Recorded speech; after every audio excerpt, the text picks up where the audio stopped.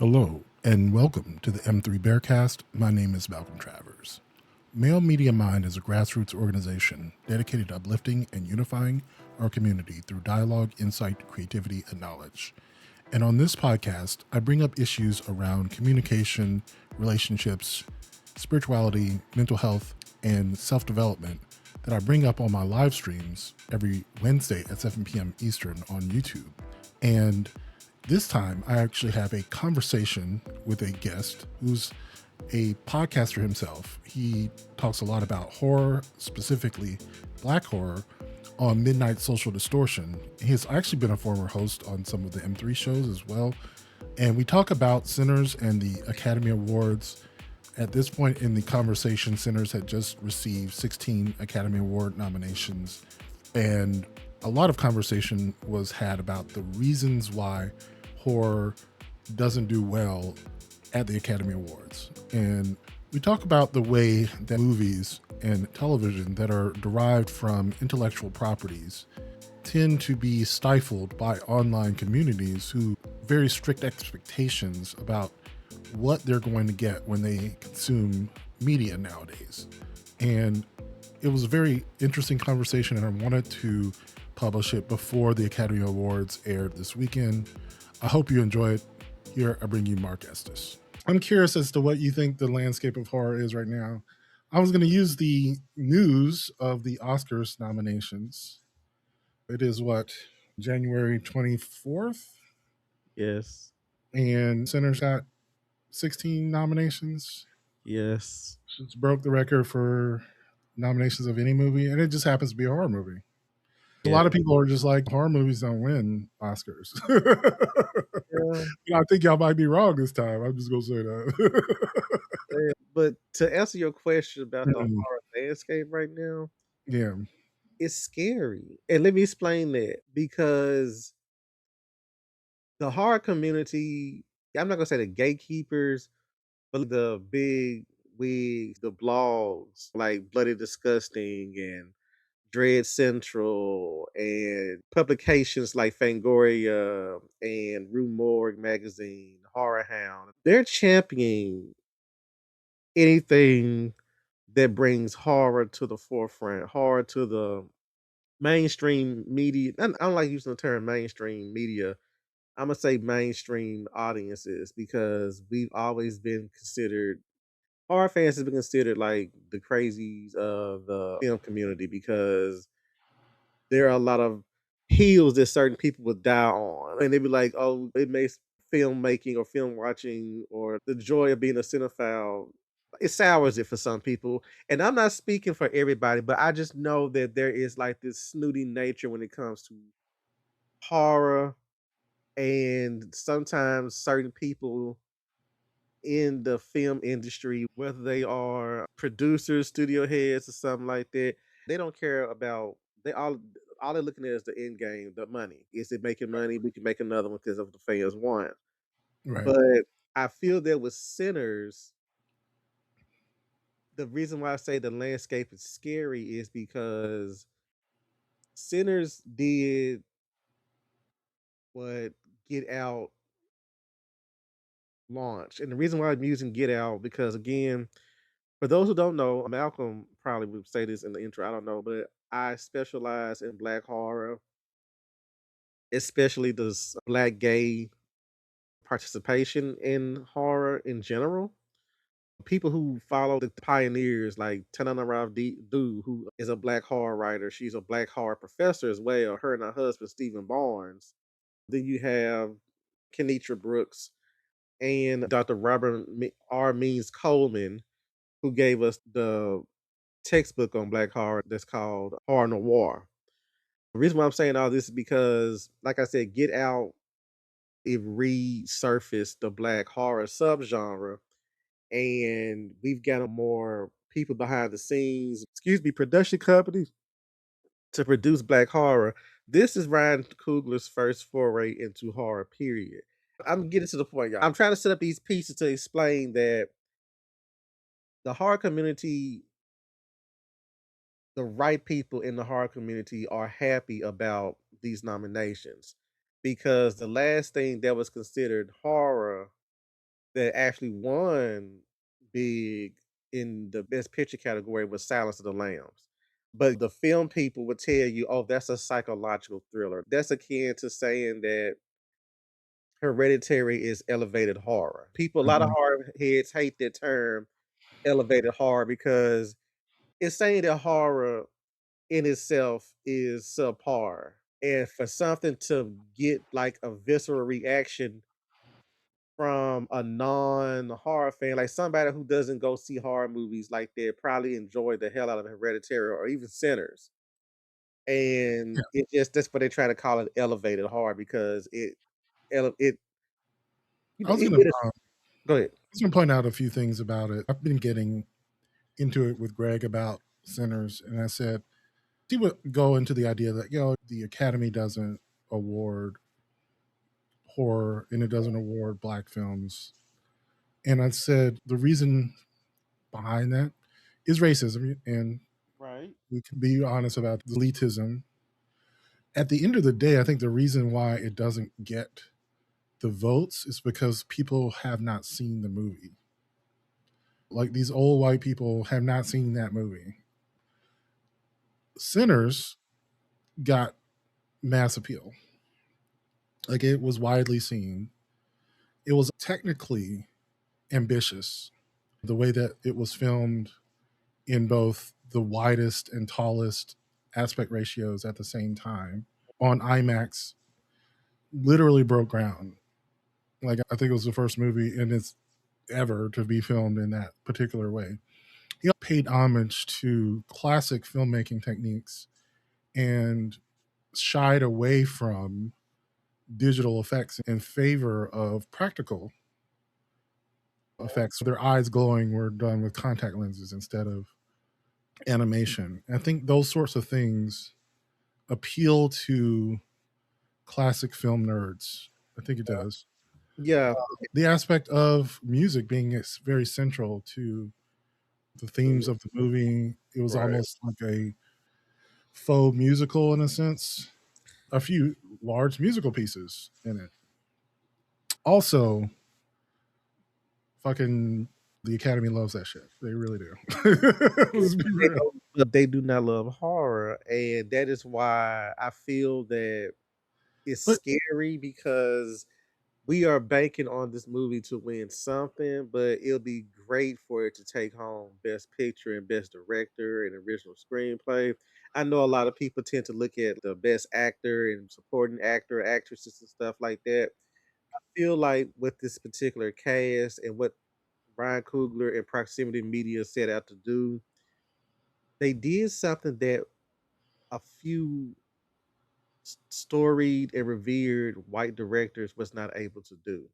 And that's where the scary part comes in at, is because going into the award season, Sinners was the movie that everybody was talking about. And then out of nowhere, here we go with Marty Supreme. Now, I've tried to veer myself out of the conversation because no matter what you tell me, no matter what you saw last year, I knew when I saw Sinners there was not gonna be a damn thing that's gonna come close to being my number 1 movie of the year. So when Marty Supreme comes out and people talking about how great it is and that it's the movie of the year, and I was like, I thought one thing after another was gonna be the movie that was going to be right up there with me Sinners too. because they're the ones that had all the accolades of the year, and I'm like, this movie, Martin Supreme, just came out of nowhere. I think it's kind of what this guy said on Instagram. He said it's the Timothy Chalamet effect, where a lot of people are just trying to make this movie win because Hollywood is doing this pussyfooting thing with Sinners. I don't know if or not, but Mm. Ryan Coogler had for this movie to get made. Ryan Coogler made a deal that shook Hollywood to its core. And the deal was that after 25 years, not only does he get all the money up front for this movie, but after 25 years, the rights and everything concerning Sinners reverts back to him. So nobody, everybody was. I remember when all the articles came out. This is unheard of. Blah blah blah. That Tarantino I think had a similar deal. Nobody blinked. Was it Hollywood movie? I can't remember. What's the Once name of it? Upon a Time in Hollywood, Once Upon a Time in Hollywood, he got the same deal. but the fact that right now horror fans are excited. They're happy that this movie is doing is that it let's just say that the right people are happy that it's doing is bringing attention, Right. a positive spin to horror and saying that horror doesn't have to be we have horror scholars. We can take something like Halloween that people might sit there and look at it as, oh, it's the boogeyman of the night. But then we go into the aspects of how the reason why Halloween is so effective to not just the horror fan, but to the average moviegoer. If you want to look for that, you can find it. And that Mm, type of discourse with something like Sinners, a lot of people had a lot of stuff to say. Some of it might not have been from knowledge standpoint, but more along the lines of this is how I feel. And people, there's a lot of people who are not film critics and a lot of people who are not film or horror fans who took the story of Sinners and get a lot out of it. A lot of the white horror fans or white people do not like. This is where the yeah. scariness comes in there because you got a lot of people who are making it known that they will sit there and rather anything outside of Ryan Coogler winning an Oscar for this movie that was so unapologetically black. That's where the fear comes in at because the horror community as a whole, yeah, they'll sit there and say something about, "Oh, Amy Madison was nominated for Weapons as Aunt Gladys," and that's a great thing. I'm like, "Yeah, but you got Sinners that did record-breaking numbers and brought people to the theater for an original horror film that has no IP." Because up until this point, everything that Ryan Coogler had put out was either based on some true story or it was an IP. It's Mm. his first original work. I think there's a lot of behind the scenes work that was done on this movie that it would be a shame if he didn't win Best Director to me. Right. It's almost like a shoe. It feels like a shoe in. But yeah, there's a lot of headwinds against that. Like you're Mhm. saying, the fact that people don't like horror. But I think a lot of times when I was having these conversations, I said there are reasons why people don't like horror. It's not just like a natural aversion to it. I think sometimes what people don't watch, right? Some people just don't like being scared, right? They don't watch horror because they don't want to be afraid. They don't want to be up at night and anxious. It's a preference. I knew a lot of people who, when I recommended them go see Sinners, were like, I don't like horror. I don't want to see. And I was like, just close your eyes around the stuff that you don't want to see. I promise you'll still enjoy the movie because there are only a few shots of some violence. I think the majority of the plot of the movie you can enjoy. I showed it to my mom, Mm. and she can't deal with any kind of horror. The only time she freaked out was the scene in which I forget Stack. Is it Stack who was turned? He was locked in the room Yeah. and he stuck the knife through the door. My mom jumped. Oh, That was literally the only jump scare that she had. She really hates anything scary. I tried to get her to watch him and hers on Netflix. is that scary? It's not. That's Oh. what I'm saying. It's not even that scary. It's a murder mystery. Oh, I'm finna say because She I'm like, watches okay. she watches murder mysteries all the time. It's just a murder mystery, but it has scary music at the beginning. So I'm not watching this. Oh, okay, She okay, hates scary 100%. And she okay. watched Sinners. So the point I'm getting at is I think Sinners is going to beat the rap on the horror genre being disowned in award seasons because it's Oh, yeah. not that scary. It's not gonna make the people who hate horror for it being scary to not watch it. Like they will watch it. They will love it. Like it is beautiful. It is Yeah. moving. It's philosophical. It's sad. It's emotional. It's like a great film. It's a great film. I don't see it. I understand the apprehension, but since we're recording, I'm saying right here, I think it's going to be the winner of the Oscar season. He's not going to get all 16 of them, but I guarantee you it's going to be in the running for the most wins of the night. I pray because I think that when it comes to the Oscars, those are decided by the peers, like other actors and directors, and there's been so many people who have championed this movie. As far as the first weekend it came out, you had when the Variety wrote that funky ass article, Ben Stiller stood up and said something then you got people like Christopher Nolan, and I forgot the other director that recently sat with Ryan Coogler. They love this movie because I feel like the reason why renowned directors like Steven Spielberg and Martin Scorsese and people like that are championing this movie because it's like this is a win for guys like us where we're not beholden to a studio head or a slate to get something out. We're coming back. I could know everybody was talking about superhero fatigue and all this IP taking up the box office and everything, where something like The Godfather will probably flounder right now Mm, at yeah, box office. But it's like, again, for somebody black to do that and, yeah, and not just do that, but do that at such a young age in their career. It's a lot of jealousy behind it. yeah. I So can see that too. yeah, that's what I'm kind of hoping with the Oscars, because Golden Globes, if I'm not mistaken, that is I think critics take place in that, like, voting for that. I should know. The Golden Globes, because at one point they had a scandal of people just paying for the Yeah, awards. I was just and like, I'm okay with that. yeah, I think the Oscars have the main issue that a lot of former actors and directors are still a part of right. a lot of people who are up there in age make the decisions. People who made movies back in the 70s and 80s are the main people making these decisions. But you're right, there are certain headwinds that popular directors and filmmakers get to decide for what is popular. They get to make the trends, so to speak. Yes, I'm here for it. But what else was beyond Sinners? Because Sinners is literally the only movie I saw in theaters this year or last year. Oh, well, I don't really go to the movies. I loved it so much I went back and saw it again. So I did see it twice. I'm There's, glad you experienced that in theaters, though. I'm really glad you did. yeah, I wish I'd gotten a chance to see it in IMAX, but Oh, the you didn't theater go. experience was good. It's I saw different. that bad boy in IMAX. I Yeah, took off the entire weekend to see it in IMAX. I saw it yeah. that Thursday evening, and I saw it again that Friday morning.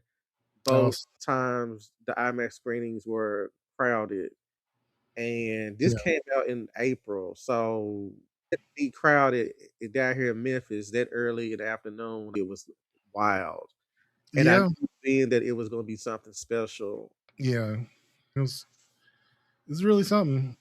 Like Yeah, you talking about. but I feel that part last year had some big bangers, like Weapons, another one I was not expecting, Yeah.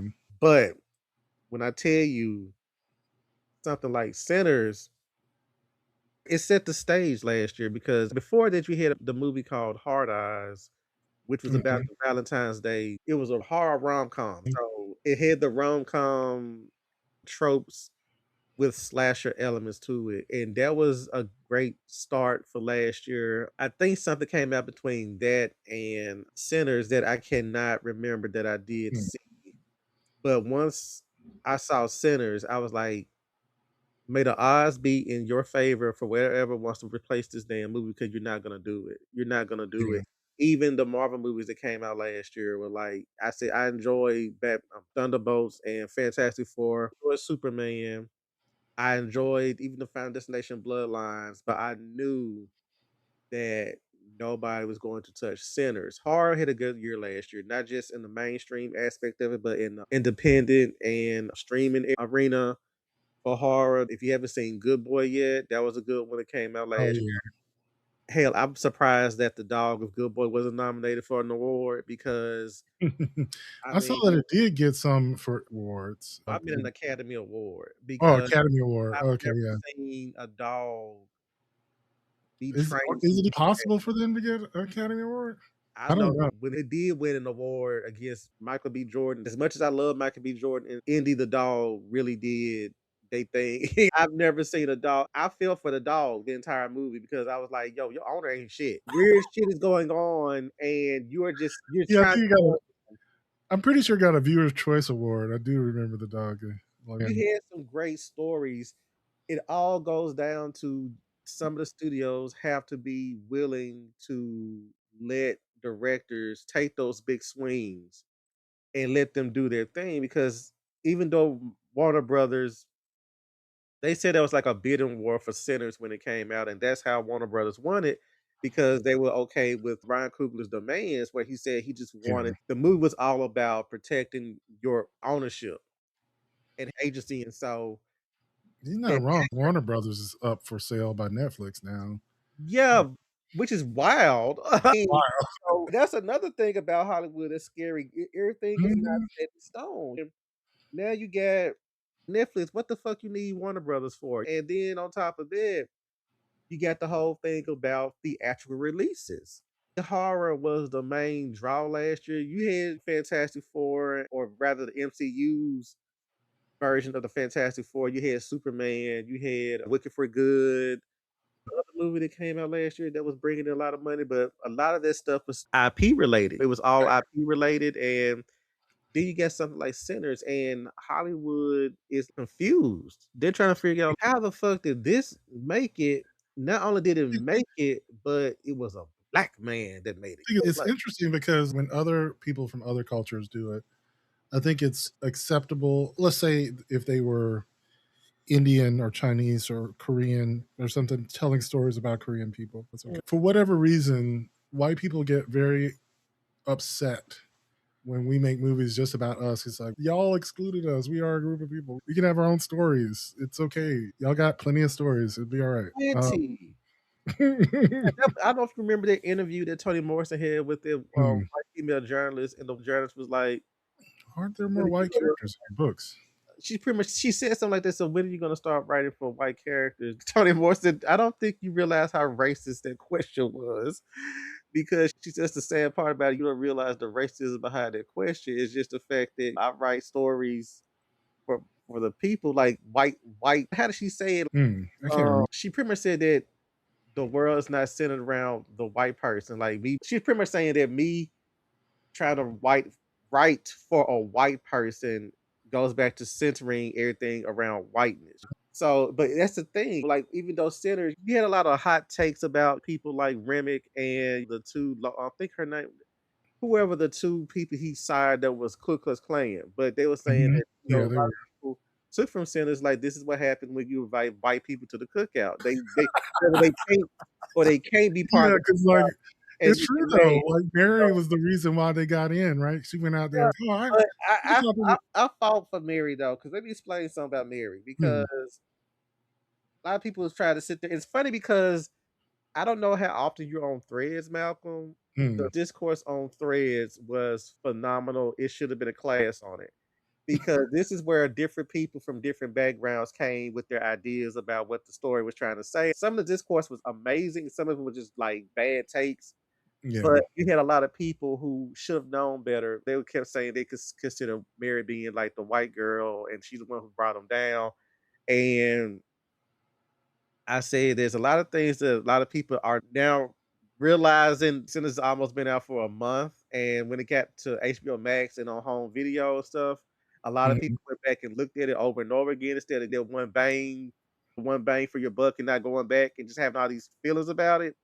Their thought processes have changed, especially when it comes to Mary, because they didn't realize that back in the day, if Mary had sat there and went to marry her white husband and she'd have mhm. popped out a black baby, he'd have thought that, oh, either you just fucked some black dude or you're black yourself. Either way, her and that baby would have been fucked. So she knew that she was fucked. So she used her quote unquote passing ability to try to help them out. But I always tell people that's the number one aspect about Mary is that yes, she was the first one to go, but you gotta think about it.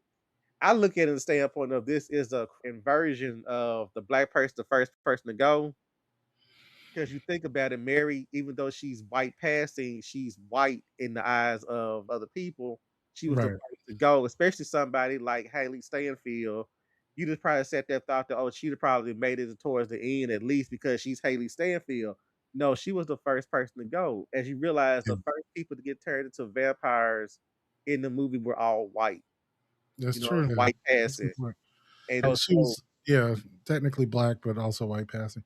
The reason why everyone got killed is accurate. She's the one who went out there. She was the only person who would have gone out there to talk to them, right? A lot of people had an issue with the Stranger Things 5 ending and the final Yeah, season as a whole. But I feel like I tell people all the time, a lot of TV shows or a lot of movies that we hold up that have been like have all these accolades, special releases or celebrations, anniversaries and stuff like that.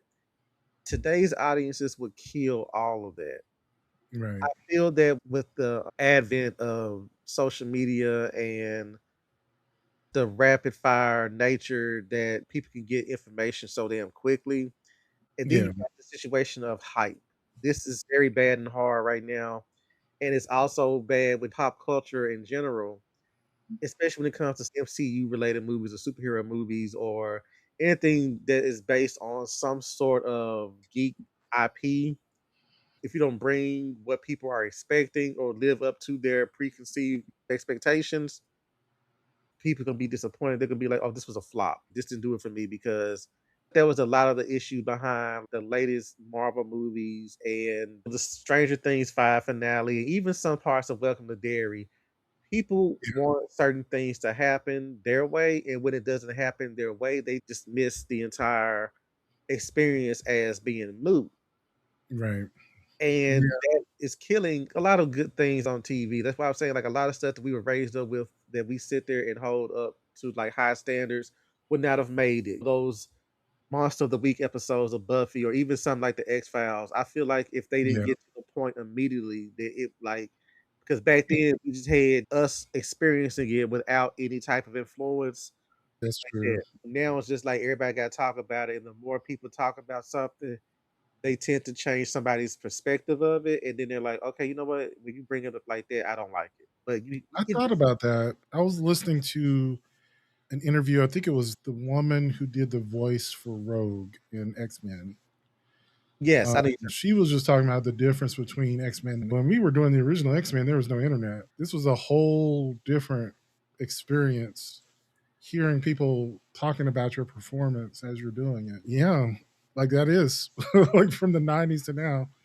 She is phenomenal, by the way. She's amazing. But can you say, "Hey, sugar"? I love it. I just it gives me tingles just hearing it. You know what I'm saying? Like, oh, like Yeah, she sounds the same too. That's the amazing yeah, part about it. When she delivered that line, "I can't hmm feel you," it was like, "Oh, yeah, I oh," know, right? and She I is was so good. so Yeah, fucking good. But yeah, people tend to fandom ruin stuff. yeah, And when it comes to horror in general, horror fans can run something to the ground, but then when we ask for some type of originality, we tend to shit on it. Like I remember there was so many people trying to be loud when Sinners came out. Oh, right. this is just a remake of the From Dusk to Dawn, and this is just a black version of From Dusk to Dawn, and or when Weapons came out. This shit don't make any goddamn sense. So it's just like y'all can't. But then Oh you god, people who are where's Terrifier 4? I haven't seen Weapons yet, but you got to get Devon on. Y'all need to talk about it. He hated Weapons so much. He hated I so know, much. and I had to sit there getting his ass on Facebook. I said, "What's the problem? Why we don't? This is why we getting like the umpteenth rendition of a certain horror movie Mm, because y'all want familiarity, but you don't want originality, and that's why I say it's scary in these horror streets because even though this shit is doing gangbusters, I feel that something's gonna happen where there's gonna be some sort of backlash. And they're gonna probably be like this because you got to look at the people who are owned by these like Variety and THR. They're owned by a certain group of people who do not care for this type of success of black horror, especially from like black filmmakers and stuff. yeah, I can see that. But I think there are a lot of champions for it too. Are there any announcements that have been made? It could be horror or anything really that you are looking forward to in 2026. TV show wise, there's two things. One is the Crystal Lake show that is Okay, supposed to be the prequel to the Friday 13th franchise. I've been waiting for that since they announced it. sure. Also, the Buffy revival show, I'm looking forward to that. If y'all think y'all tired of hearing me talk about Buffy now, y'all gonna be I'm gonna be insufferable when this show comes out. I'm just gonna let y'all know that right now. Y'all might just gonna put my ass on mute. But Are they gonna bring Spike back? Are they doing I no? I don't know. I'm just gonna leave it at that. But Spike was always, like, controversial, right? Like, he was just some yeah, people loved him, some people hated him, like yeah, but it's like now James Marsters, they could put a little bit of makeup on him. Not saying that he's old, but all they gotta do is age him a tad bit and he'll right. still be able to do Spike. So now, Yeah, he can. but movie I think wise, technology, we can do it. I'm sitting here probably knowing the movie that I can't wait to see the Scream 7 is next month, but it's other movies and stuff that I'm looking forward to. But to try to narrow down on one, I would not be able to help you on that. But book Mm, wise, Johnny Compton has a new book that drops either next month or sometime later this year. I am about to get ready to start reading on his first short story collection, which mm, I'm showing right here. It's called Midnight Somewhere. I'm gonna get ready to start reading on that. Hopefully, Jordan Peele's new movie comes out this year. mm. No, it's supposed to come out during this Christmas though, but I don't know with Avengers Doomsday being out, everybody might run away from it. So They already got Doom 3 coming out that same weekend. the games? No, Dune. Oh, Dune. I thought you said Doom as in Doom. I'm like, No, like, people are calling it Doomsday. oh, because they Dune go try to. Doomsday are coming out the same weekend. Yeah. Oh, okay, yeah. It's They get already crowded. Doom 3 is gonna be huge too, so, I mean, that's one of the movies I have not jumped on yet. I have not seen a single frame of it. Yeah. Actually, no, I did see an hour of Dune 1, and it put me to sleep, so That's one of the reasons why I've not seen it. But book wise, there's tons of books coming out this year. You talked about the Black queer history. What's it mm. called? I forget that Oh, came Back out. to Your History of the United States. Yeah. Yeah, I need that book. I didn't start it because I found a interesting little book. I did it instead because I've been trying to read more fiction. I'm actually much more of a nonfiction reader. Right. So when I read 3 books at a time, I try to make it 2 fiction, 1 nonfiction. And I couldn't do a queer history of the United States because I needed another novel. So I read a little book called A Short Stay in Hell. It Oh, is about a guy who goes to hell, and I finished it in 2 hours as an audiobook. Really oh, short, but really thought provoking. Very good. I just love the title and the concept.